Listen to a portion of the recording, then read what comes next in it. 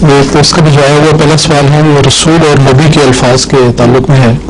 وہ کہتے ہیں کہ کلمہ طیبہ لا الہ الا اللہ محمد رسول اللہ میں حضرت صلی اللہ علیہ وسلم کے لیے رسول اللہ کے الفاظ آئے ہیں اور آپ کی بلند ترین منصب کے بیان کے لیے دوسری جگہ قرآن مجید میں خاتم النبیین کے الفاظ استعمال ہوئے ہیں. جی درست ہے. ان دونوں الفاظ کے فرق میں استعمال میں کیا بارہا ذکر کر چکا ہوں کہ ہر رسول نبی ہوتا ہے، ہر نبی رسول ہوتا ہے.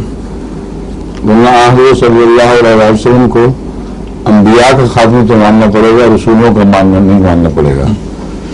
اگر ان کا دائرہ الگ ہے تو خاتم رسول تو کہیں آیا نہیں، سمجھے.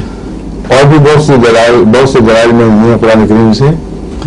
ہر رسول نبی، ہر نبی رسول، لیکن رسول اس حیثیت سے کہ وہ خدا کا کوئی پیغام پہنچاتا ہے، نبی اس حیثیت سے کہ وہ غیب کی خبریں اور بعض دفعہ آئندہ کی خبریں جو انذار اور تبشیر پر مشتمل ہوتی ہیں دیتا ہے.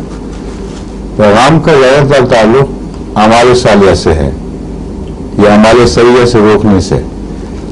اس لیے خواہ نبی شرعی ہو یا غیر شرعی، اس کو ایسی وحی ضرور نازل ہوتی ہے جس سے وہ لوگوں کو اس زمانے کی خاص بندیوں سے روکے.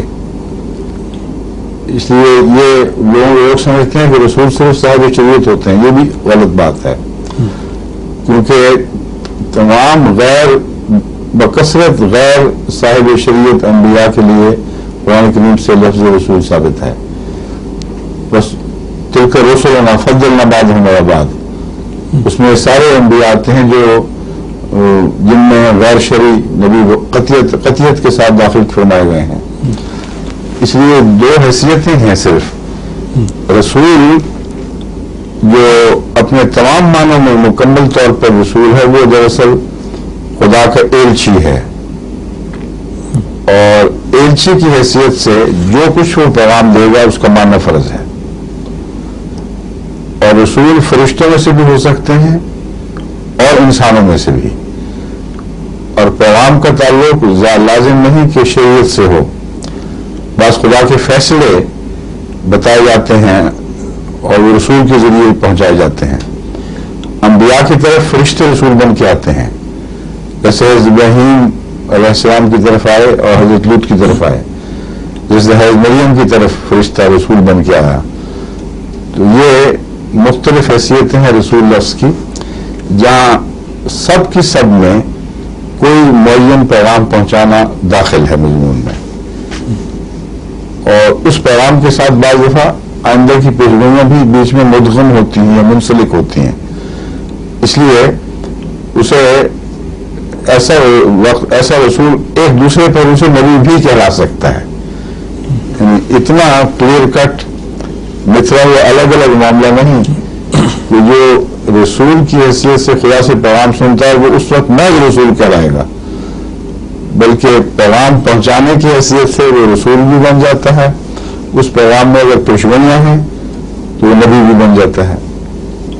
اور اس میں شریعت ہو اگر، اور واضح طور پر ایسی شریعت ہو جو پہلی شریعت کے بعد اپنی ذات میں ایک الگ وجود کے طور پر نازل ہوئی ہو، تو ایسے نبی کو رسول اور رسول صاحب کتاب رسول کہتے ہیں.